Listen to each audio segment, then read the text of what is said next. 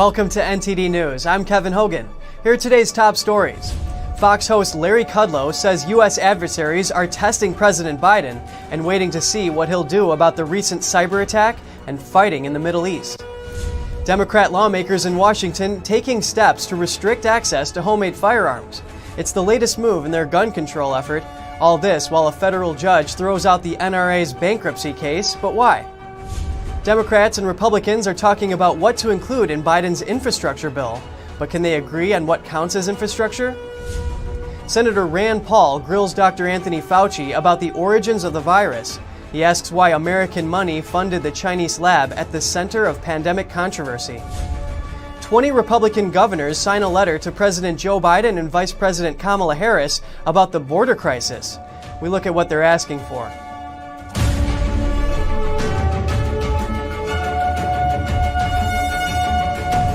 House Republicans removed Congresswoman Liz Cheney from her leadership position after a vote. They're hoping someone focused on party unity can take her place as House GOP conference chair. CBS News says the closed-door voice vote took about 20 minutes. After her removal, Cheney pledged to keep former President Trump from ever taking back the presidency. Her nonstop criticism of Trump contributed to her ousting in the first place. Most Republicans see her as divisive and disruptive to the GOP's quest to win more congressional seats in the 2022 election. A new House Republican conference chair will be elected at a later date. Congresswoman Elise Stefanik from New York is the only one campaigning for the position so far. President Trump criticized Cheney in a statement about the vote. The Israeli Defense Forces, or IDF, said Israel carried out hundreds of airstrikes in Gaza. That's after Palestinian militants fired rockets into 2 Israeli cities. The IDF wrote on Twitter, "Terrorists in Gaza are firing a barrage of rockets into southern Israel." In later tweets, the IDF confirmed that it targeted a number of points held by the Hamas terrorist group. At the same time, Hamas told media outlets that it fired more than 200 rockets into Beersheba and Tel Aviv overnight in response to IDF airstrikes. Those include strikes that collapsed a Gaza tower building. The United Nations envoy warned of a large-scale conflict. Israeli Defense Minister Benny Gantz said the Israeli military will continue to attack until the situation grows quiet and that no end date has been set. The Times of Israel reports that IDF officials expect more rocket fire into Israel after 6 Hamas commanders were killed. And Fox host Larry Kudlow says he believes the airstrikes are connected to the recent cyber attack on Colonial Pipeline. He says US adversaries are testing Biden to see what he'll do. NTD's Jessica Beatty reports. Cyber hackers are, in fact, Russian cyber hackers. Fox host Larry Kudlow said Tuesday he believes the recent cyber attack on Colonial Pipeline is connected to what's happening in the Middle East. I believe the cyber hacking in the U.S. Southeast is absolutely linked to the Hamas shooting war on Israel. Okay? I see it all of a piece, and President Biden is being tested. He claims that the cyber hackers are Russian. He also says Russia backs Iran, which is connected to Hamas, and that China also finances Iran. They're all connected. Kudlow says new presidents get tested all the time, and so far, he says Biden is just taking the punches. Do you swear that the And the top U.S. cybersecurity official warned a Senate committee Tuesday of more aggressive ransomware attacks on U.S. infrastructure. Malicious cyber actors today are dedicating time and resources towards researching, stealing, and exploiting vulnerabilities, using more complex attacks to avoid detection, and developing new techniques to target information and communications technology supply chains. He said the SolarWinds hack earlier this year should have been a wake-up call. Now, after the cyber attack on Colonial Pipeline, he says the U.S. needs updated cybersecurity systems and more funding. We must rethink our approach to cybersecurity. But as the pace and scale of cyber threats that we face expands, so must our response toolkit. We need sustained investment to modernize and protect our most critical federal systems. The pipeline hack has led to gas shortages in the Southeast. In response, the governors of Virginia, Georgia, Florida, and North Carolina declared states of emergency. The Biden administration projected that the pipeline will restart in a few days. It urges drivers not to hoard gas. Jessica Beatty, NTD News. A U.S. senator and representative have reintroduced a bill to ban ghost guns. That's as a federal judge throws out the NRA's bankruptcy case. That leaves the gun rights group subject to a lawsuit from the state of New York. Here's more. Senator Richard Blumenthal reintroduced the Untraceable Firearms Act in the Senate. It would cause the federal government to recognize homemade guns called ghost guns as firearms. There is nothing ghost-like about ghost guns. They look like guns, they shoot like guns, they kill like guns. They are guns, except under federal law. The bill would require people buying the gun kit to have a background check, and it would require the sellers to have a license and put a serial number on the frame. Senator Cruz suggests the move is part of a larger anti-gun agenda. The next step is confiscation, and numerous Democrats on this committee have advocated for confiscating firearms. At home, Heidi and I own firearms. There is no government list of the firearms we own, and I'm very glad there's no government list of the firearms we own. A federal judge in Texas has dismissed the National Rifle Association's bankruptcy case. This leaves the gun rights advocacy group to file a lawsuit from the state of New York. The lawsuit accuses the NRA of financial abuses and is attempting to put it out of business. Weeks of testimony have demonstrated that the NRA and its leadership simply filed Chapter 11 bankruptcy to avoid accountability. The CEO of the NRA responded to the announcement of the lawsuit, saying the NRA is well-governed, financially solvent, and committed to good governance. The bankruptcy case is over whether the NRA can incorporate in Texas instead of New York. The judge said the court views the NRA's case as a way to get out of litigation, instead of it having trouble paying off its debts. We reached out to the NRA, but haven't heard back yet. If the NRA were to file for bankruptcy, that may have helped it to reincorporate. During a Senate hearing on the pandemic response, Senator Rand Paul asked several questions about the origin of the CCP virus that led to a tense moment between him and Dr. Anthony Fauci. I do not have any accounting of what the Chinese may have done, and I'm fully in favor of any further investigation of what went on in China. However, I will repeat again, the NIH and NIAID categorically has not funded gain-of-function research to be conducted in the Wuhan Institute of Virology. You do support it, and you have allowed it here. We have a committee to do it, but the committee has granted every exemption. Paul continued to press Fauci about whether U.S. health agencies under his leadership could have funded the risky Chinese research that may have led to the outbreak. Fauci strongly denied this. According to federal records published online, the NIH, which oversees Fauci's agency, provided $3.7 million to EcoHealth Alliance. That group conducted research of genetic analyses of bat coronaviruses and how they could spread to humans. The Trump administration terminated the EcoHealth grant last year. Paul also asked Fauci about allegations that an American virologist worked at the lab in Wuhan, China, conducting work that would make pathogens more deadly or easily transmittable. Theories say the CCP virus leaked from the Wuhan lab. The lab is a few miles from where the virus outbreak was said to have first been detected. But EcoHealth Alliance has maintained that a Wuhan lab leak isn't the cause of the pandemic. Arizona Governor Doug Ducey signed a bill to update mail-in voting eligibility requirements. In a letter, he said it seeks to protect the integrity of elections. The new law centers on early voting system. It aims to make sure only active voters who wish to vote by mail in elections are named on the state's active early voting list. Voters who don't return at least one early ballot over the course of 4 years will be sent a postcard asking whether they wish to stay on the list. They may also get the message via telephone, text message, or email. If they don't respond, then they could be removed from the list. Voters who are removed will be allowed to reapply. One state senator said the initiative simply removes non-voters. Critics say the policy will make voting more difficult for occasional voters, lower-income voters, and people of color. A 3-person team starts an audit into the 2020 election. The small New Hampshire town of roughly 15,000 saw major discrepancies in their ballot vote numbers after a hand recount. The team in Windham will examine ballot counting machines and their memory cards, as well as the hand tabulation of ballots. The town is investigating ballots from the general election, the State House of Representatives race, as well as from gubernatorial and Senate races. A previous hand recount for State House candidates in the district were hundreds of votes off from the original tally. The The Windham Town Council told the New Hampshire Attorney General last year that the magnitude of error was shocking to local town officials. One of the candidates requested the audit. She said that the machines might have been programmed improperly or that a lot of ballots were double counted. President Joe Biden is set to meet with Republicans this week to talk about funding an infrastructure package, though the two sides have a long way to go before they can agree on a proposal.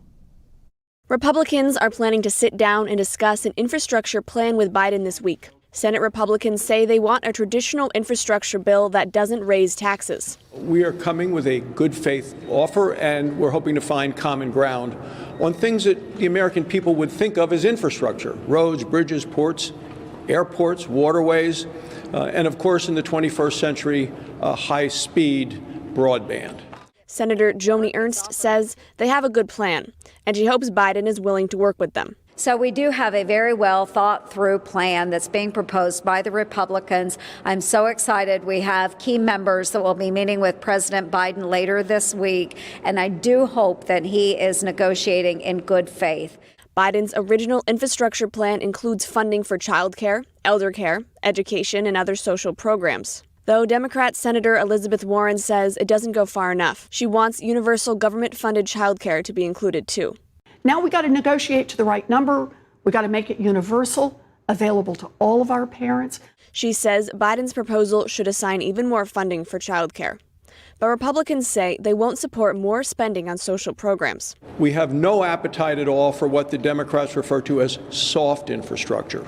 Senator Joe Manchin already met with Biden this week. He's a crucial swing vote for any proposed infrastructure package, and says he wants to follow a bipartisan process. He's put his plan out there, and I think in good faith we start working and finding out through a process where it goes into the committee, comes to the floor with amendments, and see what we end up with. Manchin already said that he won't support a plan that cuts out Republicans. If he holds that position, any infrastructure bill will have to get 60 votes in the Senate, including at least 10 Republicans. Some governors are ending unemployment benefits. Tennessee and Iowa join the growing list of states saying no to federal aid. This comes amid concerns that the benefits are leading to a shortage of people looking for work. NTD's Christina Kim reports. Alabama's Governor Kay Ivey joined a growing list of Republican governors to end the federal $300 unemployment boost during the pandemic. The federal support is in addition to state benefits. It was set to last until September. But starting June 19th, Alabama won't participate. Governor Ivey says Alabama's unemployment rate is 3.8%, the lowest in the Southeast and significantly lower than the national rate. She says it's time to get back to work, and what was meant to be short-term relief is adding to a labor shortage. Arkansas, Mississippi, Missouri, Montana, and South Carolina agree. Mississippi and Missouri are set to drop out the earliest on June 12th. South Carolina's governor is ending these programs beginning June 30th. He said these unemployment benefits are placing the United States on the road to socialism. He told Fox News' Tucker Carlson, getting back to work is how you build an economy, build a family, and everything else. We're not going to take that unemployment money to pay people for not working. We got help wanted signs up everywhere. We get calls and letters and texts from people from all sorts of businesses all across the state. They're looking for people to work, and the people just won't come to work. It's a similar situation in Arkansas. The governor said these benefits were helpful at the height of the pandemic when unemployment rates were astronomical. But now the situation is different. He'll be pulling out of the benefits on June 26th. Montana will be dropping out of the program on June 27th for the same reason. But U.S. Labor Secretary Marty Walsh criticized the move from Montana. He said choosing to eliminate these critical benefits will have the greatest impact on the most vulnerable. He says this will force families to choose between their health and their economic security. Christina Kim, NTD News. A group of lawmakers are asking the FBI to reopen a 2017 shooting case. House Minority Whip Steve Scalise and other Republicans were on a baseball field when a left-wing extremist opened fire on them. The FBI initially concluded the tragedy was a case of suicide by cop, but the Republican lawmakers say it was actually a domestic violent extremism event. They say the conclusion isn't satisfactory and worry it leaves a blind spot in assessing the risks members of Congress continue to face.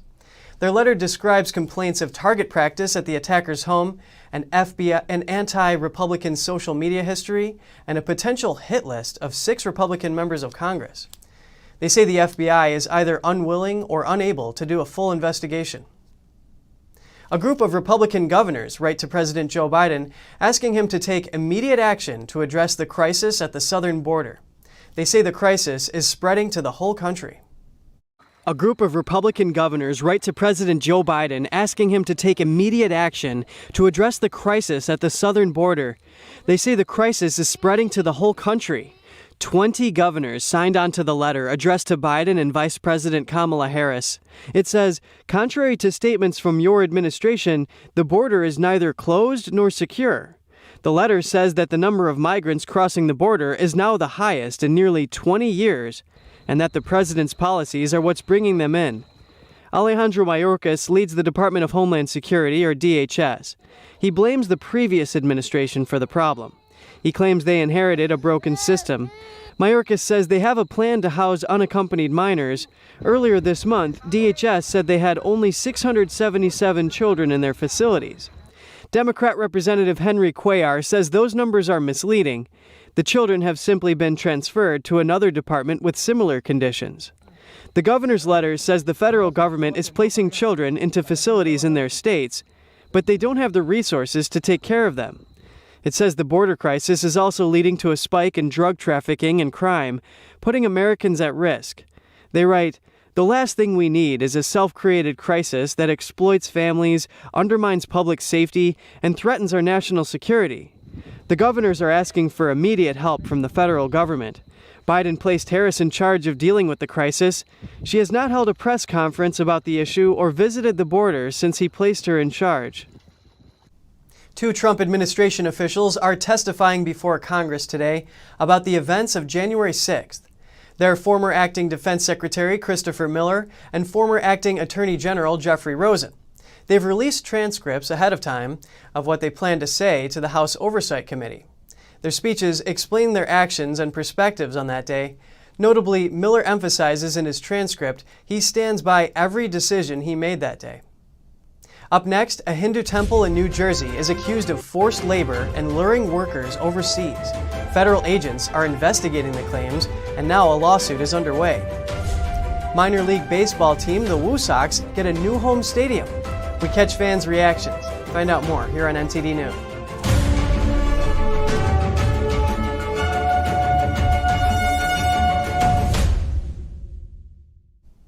Leaders of a Hindu sect in New Jersey are facing a federal probe. They've been accused of forced labor practices and luring in workers from overseas. NTD's Andrew Thomas has the story. Federal agents launched the investigation on Tuesday. That's after workers at a Hindu temple in New Jersey claimed they were forced to build the structure. A lawsuit filed in federal court accuses the leaders of the Hindu sect known as BAPs of human trafficking and wage law violations. It's shocking that this happens in our backyard, or really anywhere. The suit claims more than 200 workers from marginalized communities in India were coerced into signing employment agreements, and that they were promised work at the Hindu temple in Robbinsville, outside Trenton. They traveled under R1 visas. As the workers were coming here, BAPs told the government that they were coming as religious workers and as volunteers, where the workers truly were coming to do manual labor. And they were not coming as religious workers, and they were not volunteers. The lawsuit alleges their passports were taken away once they arrived. It also says they were forced to work at the temple 12 to 13 hours a day and paid just $450 a month. That's roughly $1.20 per hour.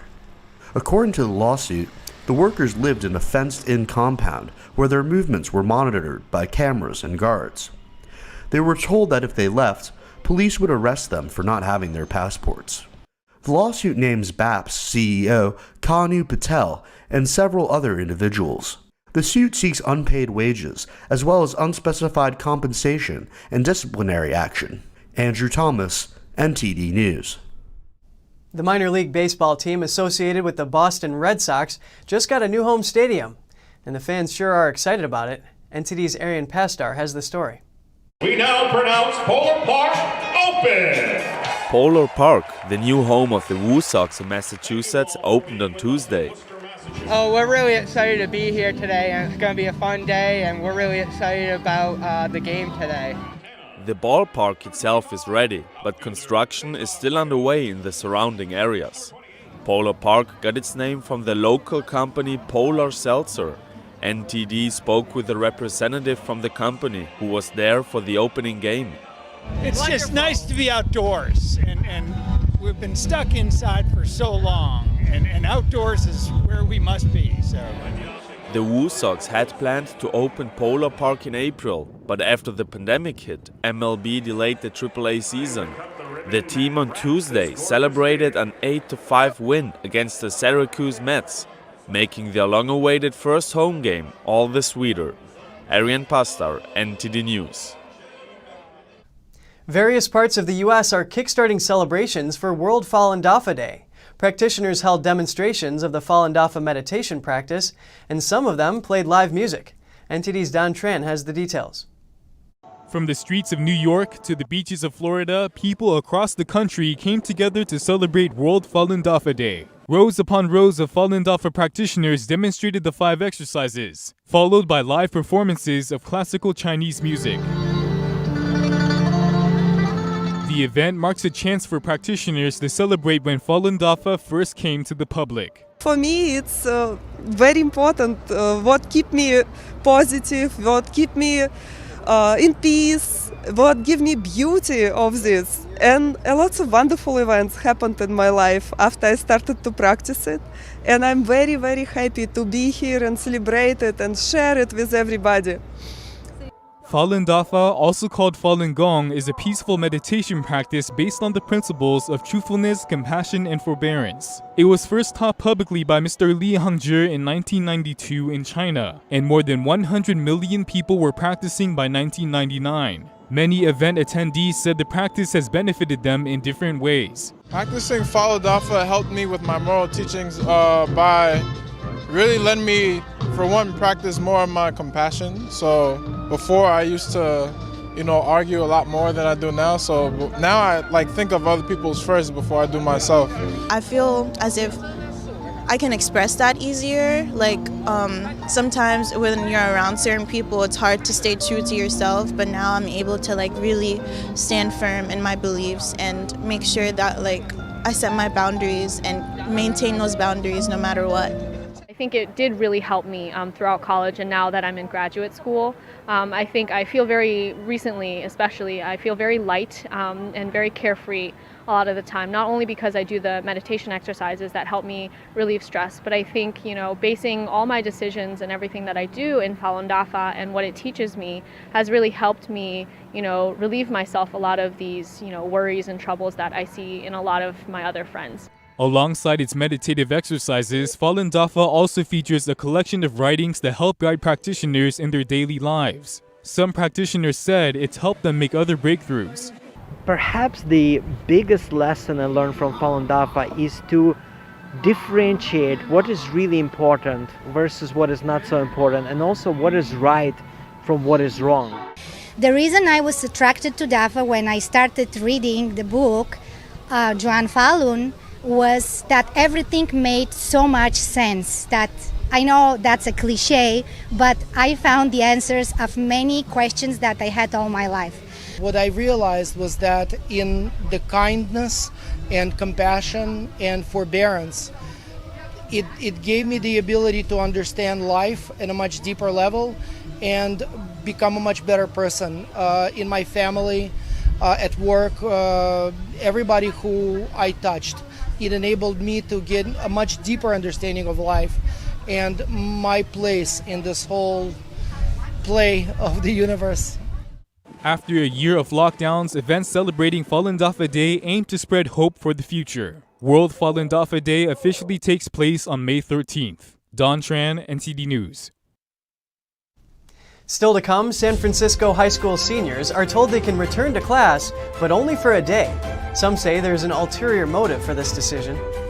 Researchers track a great white shark in the Atlantic Ocean. They hope to learn more about the animal's migratory habits. Stay tuned to find out more.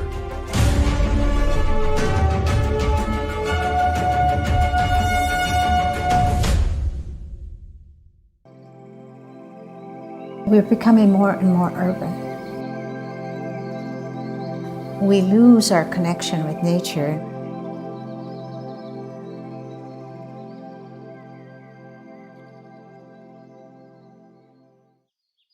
This little girl lives in a world of natural beauty, nature all around her. Not everybody has this opportunity. Things are growing all around her, all sort of handmade things. The artist has portrayed a scene that is so comforting and so grounded that we can experience this ourselves. The artist himself has to be absolutely natural. And it's not easy to do because children are hard to paint. Birds are hard to paint. They don't sit still. This is quite an accomplishment, reflecting nature back to us.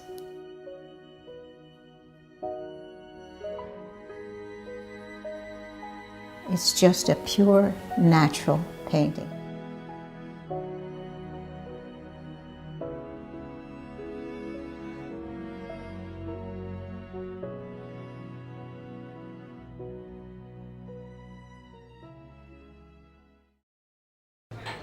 Put the keys down, Kevin. But I'm gonna drive home. There are several warning signs present that you shouldn't be driving. My text to emoji ratio has gotten a little out of hand. A little? Yep, I'm definitely gonna call a ride home. I felt accomplished after I got my diploma. Made me feel that I could take on whatever challenges life throws at you. Find free adult education classes near you at finishyourdiploma.org.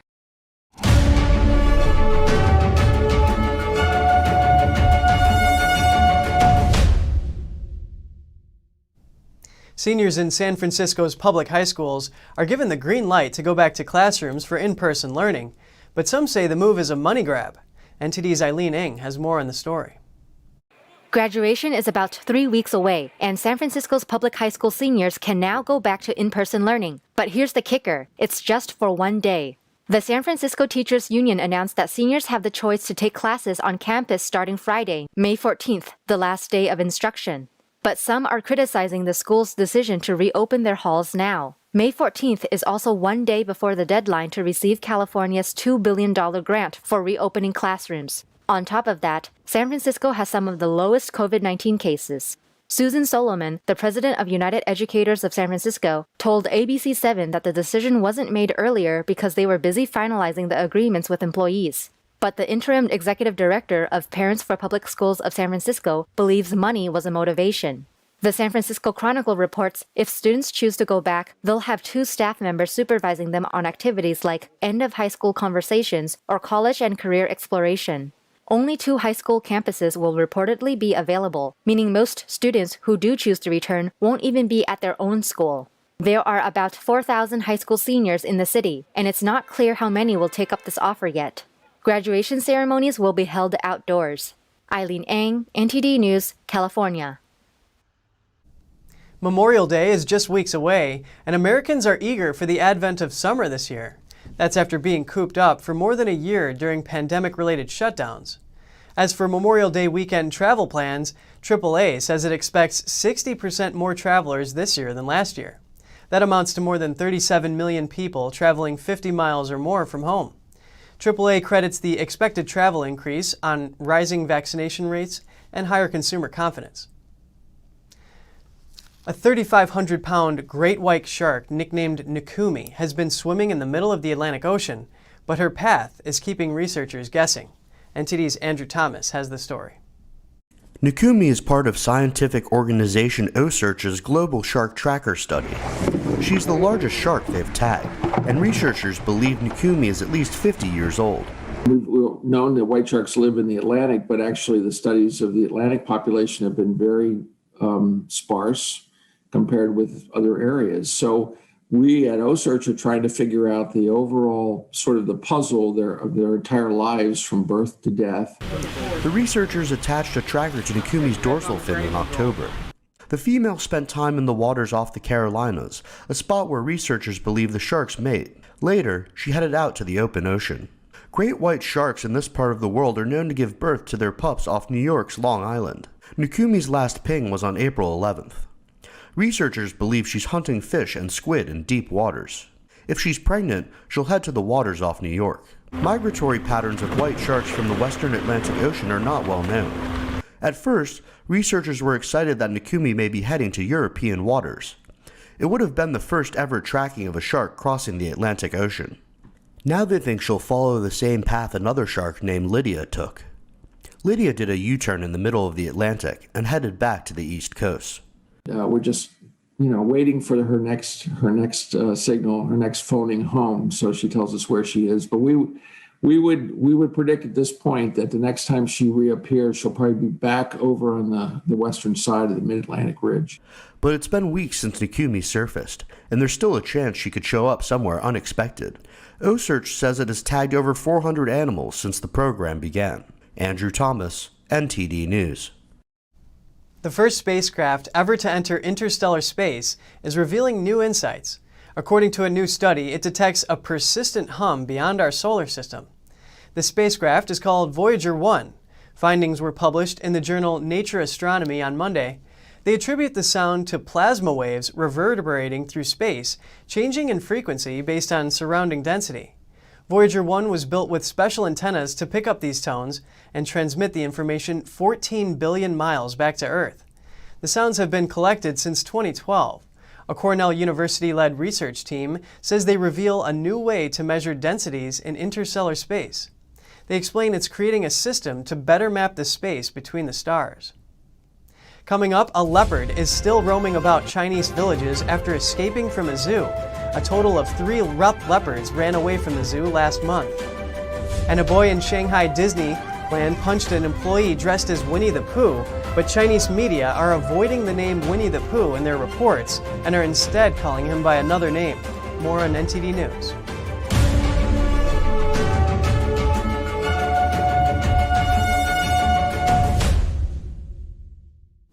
Beijing appears to be tightening its leash on Hong Kong's press freedoms as acts of violence against independent media outlets in the city increase. NTD's Juliet Song has more. The US State Department is condemning an attack against an Epoch Times reporter in Hong Kong. The Epoch Times newspaper is a multi-language news outlet operating around the globe. It's banned in mainland China but has a branch in Hong Kong.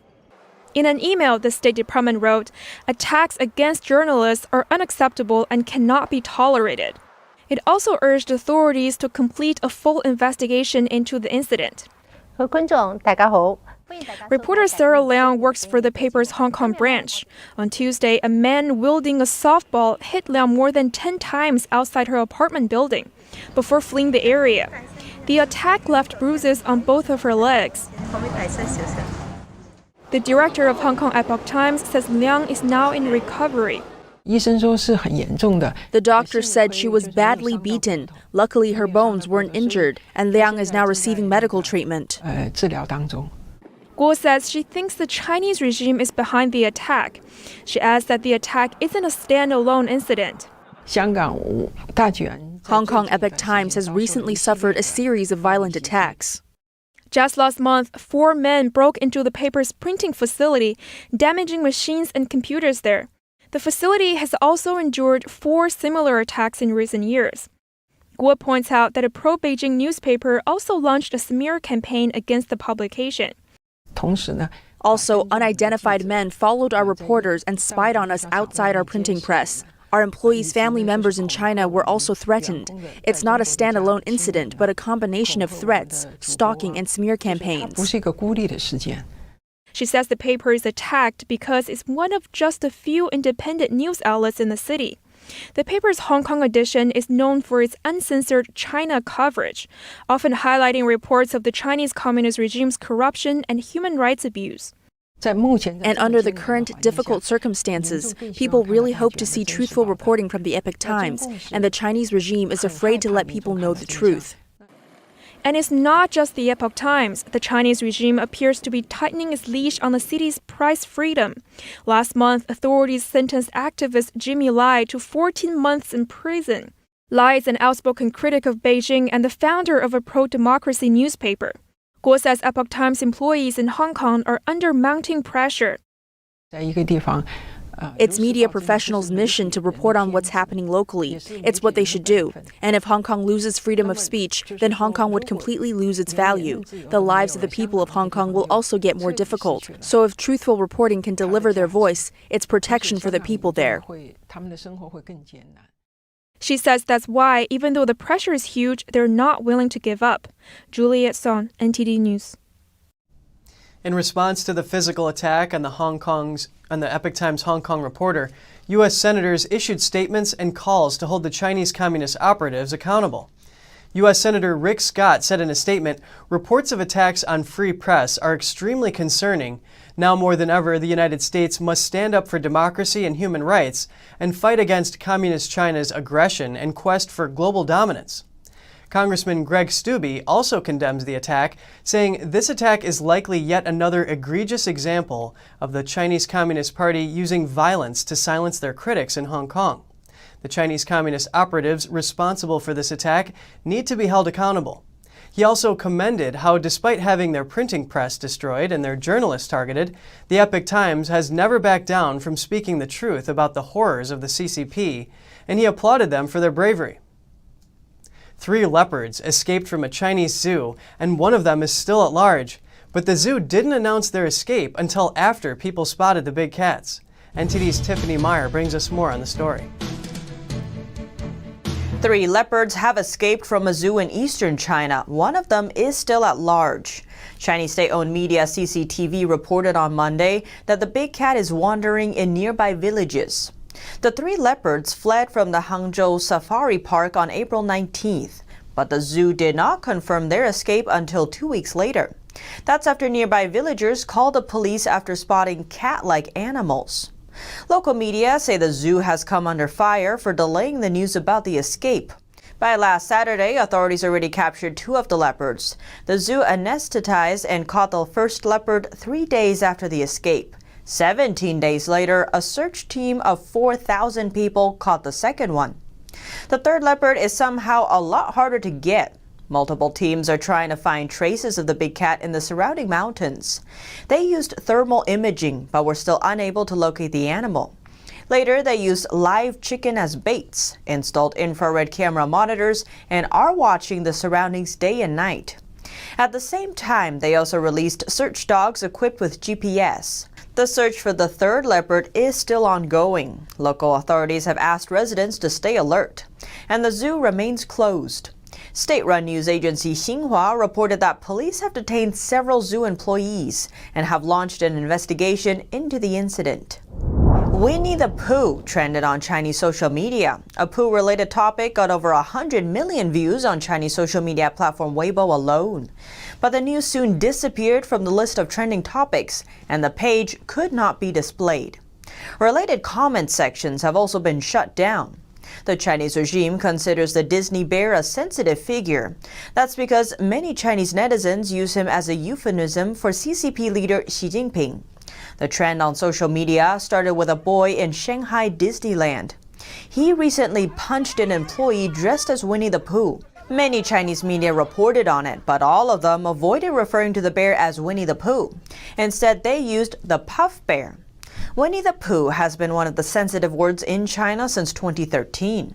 Chinese netizens compared photos of Xi and then U.S. President Obama walking side by side to Winnie the Pooh and his friend Tigger. The Chinese regime not only censors the name Winnie the Pooh, but also bans his photos from all Chinese social media. Beijing also blocked the 2013 Disney live-action film Christopher Robin featuring Winnie the Pooh. Chinese authorities did not explain why. U.S.-based former media professional Li Maozhen revealed that he used Pooh as his profile picture on Chinese social media. But his friends said they couldn't see his profile picture. Li previously told NTD when he worked for Chinese media, the CCP's propaganda department would issue bans every day. He had to filter all the news before publishing. If a media outlet posted an article that didn't meet the regime's requirements, authorities would remove the article or even shut down the website. Just ahead, some virus patients in India contract a rare fungal infection. Health officials say over 2,000 cases reported. And a hobbyist in the Philippines boasts a unique collection with approximately 20,000 items. He's been collecting fast food toys since he was just 5 years old. Find out more here on NTD News.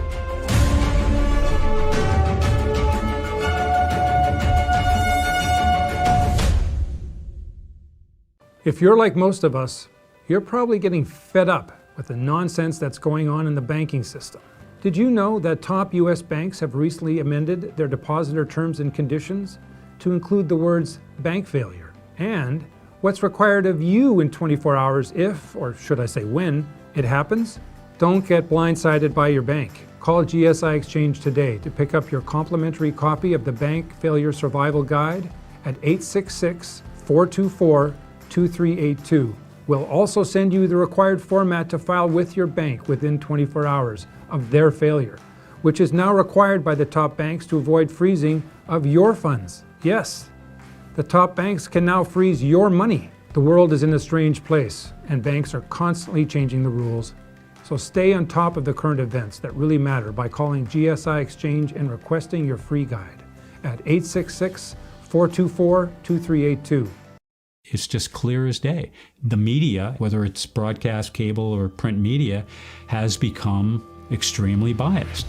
And I started looking online for alternative ways to get information. And I saw an ad for a free trial.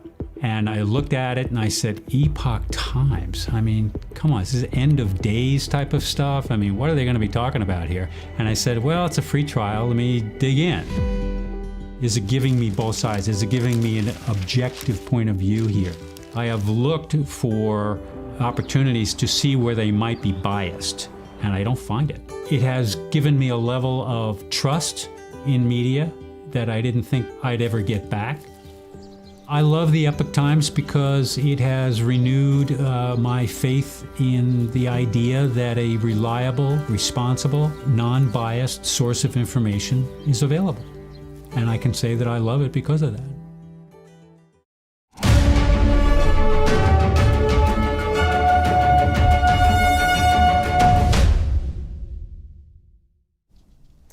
India is reporting thousands of cases of a rare and deadly fungal infection. NTD's Miguel Moreno has more on that and a doctor's take on why COVID patients are contracting the disease. You could call it adding insult to injury. India, already suffering from a terrible wave of COVID-19 infections, is now reporting disease of a different kind. Just a word of caution, here's a graphic image that could disturb you. This potentially deadly fungal disease is called mucormycosis, often called black fungus. According to Asian News International, or ANI, Maharashtra's health minister Rajesh Topi says over 2,000 people have contracted the disease, at least 8 have died. A doctor from Gujarat told the Indian Express that 99% of his patients infected with mucormycosis had COVID. Black fungus is a rare disease, and the CDC says it's been shown to have a more than 50% death rate. In my career of 20 years as being a physician, I've probably seen this twice. Dr. Roger Schult, a MedCram instructor, tells me the fungus that causes this is everywhere. Why are COVID patients in India contracting this fungal infection while they're sick and even after they've recovered? Well, this infection is a fungal infection that likes to invade, go into the tissue, and goes to where its resources are, which is in the blood vessels. This fungus is known as mucormycosis. It lives in the soil. It is all over the place. You can't avoid it. And in fact, in some people, it actually lives in the mucosal layer of their sinuses. But there's an interplay there where the immune system is able to keep it at bay and keep it suppressed. He says high-dose steroids, sometimes given to COVID patients, could be driving up these infections.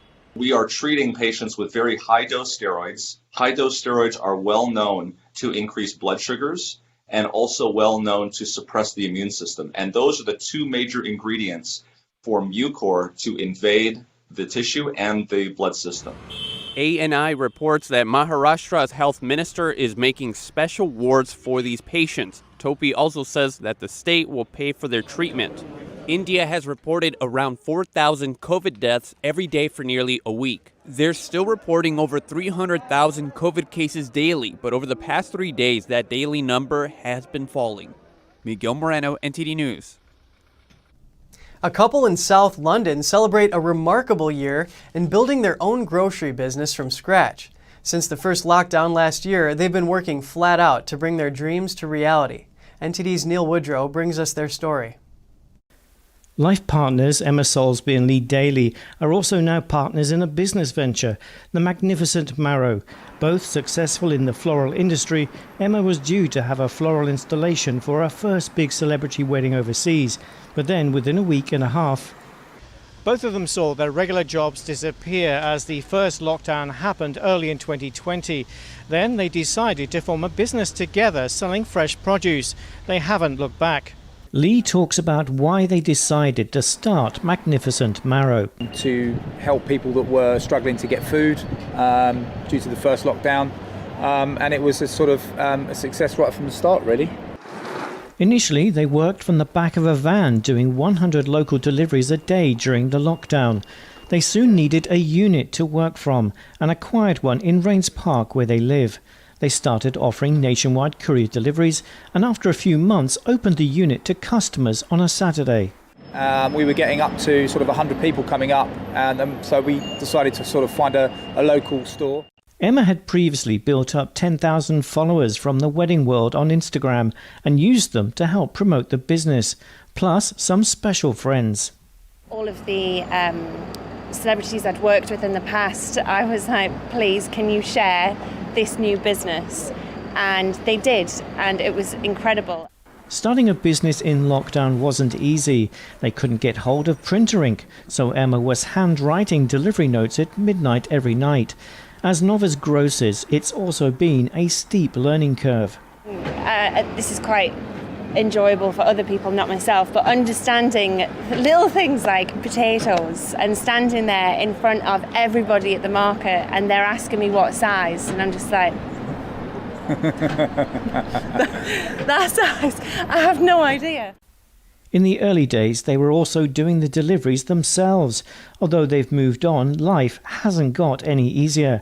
They get up at 1 a.m, go to the market to buy produce for online orders, then back to the unit to pack the London delivery boxes to be collected at 6 a.m. Then it's off to the shop. With our team, set up the shop, go home, have 2 hours sleep, get back up, and I'll then start on the wedding side of things. Emma's wedding floral bookings are coming back, so while she works on those, Lee is working at the shop. And then we will put the orders in for the shop about 6 o'clock while Lee is thankfully cooking our dinner, and then we crash about 8 o'clock, 8:30, and do it all over again the next day. 6 days a week. They try to put customer service at the heart of the business. Everyone that orders from us, everyone that emails us, everyone that gets in contact with us via Instagram or Facebook, it's so important to us. And we give a personal response. Yeah.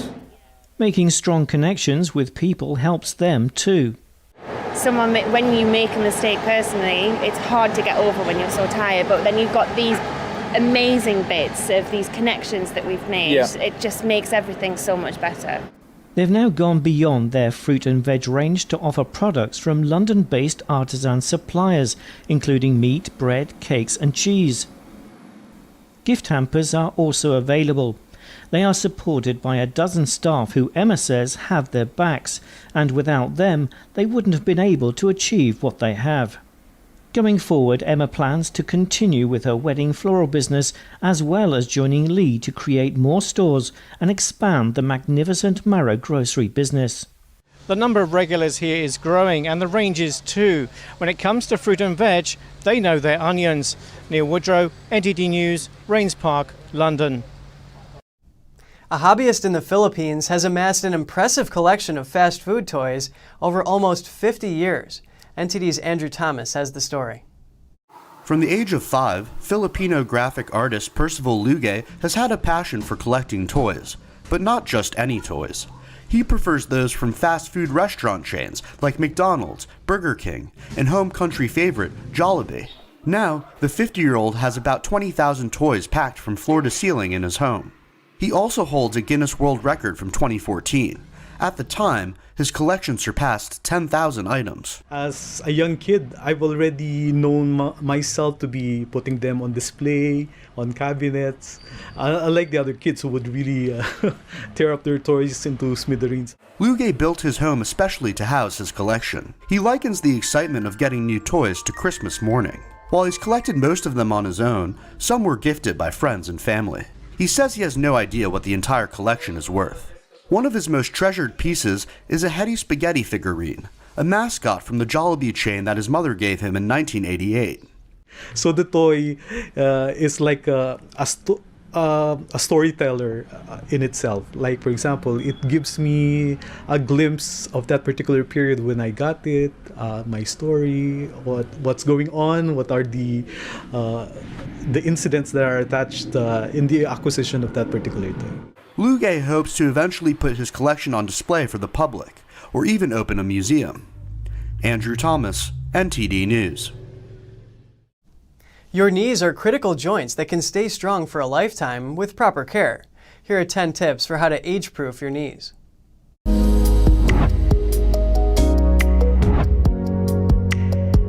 Welcome to Strong Mind and Body. I'm Gina Marie.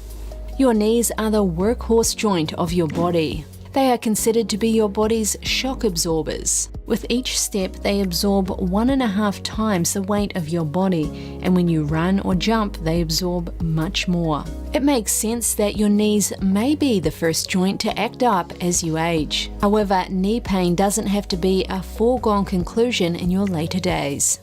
Here are 10 ways to protect your knees and prevent the effects of aging. Number 1, keep moving. Exercise helps to strengthen the muscles that support your knees and keeps them loose and flexible. Number 2, maintain a healthy weight. An extra 20 pounds or more puts a great deal of stress on your knees. If you are overweight, know that even small reductions in your weight can make a difference in the health and function of your knees. Number 3, what you wear on your feet is important. Stable, well-fitting shoes with good support are what your knees want. Flip-flops offer no support and can be a direct cause of knee pain. High heels dramatically change your body's biomechanics, especially that of your knees and legs, and not in a good way. Number 4, strengthen the muscles that support your knees. Your quadriceps muscles on the front of your thigh and your hamstrings on the back are involved in the bending and straightening of your knee. These muscles run from your pelvis to below your knee. Strengthening those muscles plays an important role in preventing knee pain. Number 5, mix high and low impact exercises. While exercise is good in keeping your knees healthy, high impact activities can wear down cartilage, the fibrous connective tissue that acts as a cushion between your bones. High impact exercises such as tennis, basketball, running, jumping, and some cardio exercise classes help to maintain strong bones, but they can also prematurely age your knees. So what to do? A good strategy is to combine some higher impact activities with less bone-jarring exercise, such as cycling, walking, or swimming. Number 6, maintain the range of motion in your knees. This means the ability to both straighten and bend your knees to their full capacity. Putting your knees through their range of motion paces and helps avoid stiffness and loss of mobility as you age. Number 7, if you need to kneel, do so on a soft cushion or surface. Kneeling for extended periods of time on a hard surface can irritate or damage the small gel-filled protective cushions in your knees. Number 8, avoid standing on hard surfaces or squatting for long periods of time. Both are a recipe for knee pain and damage. Number 9, keep your knees healthy through your diet.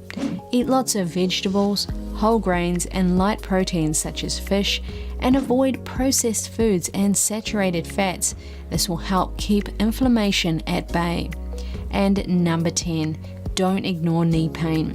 Think about acupuncture or physical therapy when it comes to your knees. Researchers have documented that acupuncture can be an effective treatment for many types of knee pain. The bottom line is that your knees will age as you age. However, with a little care, your knees can stay healthy as you age. And that's all for now. Catch us again tonight at 6:30 Eastern. In New York City, I'm Kevin Hogan.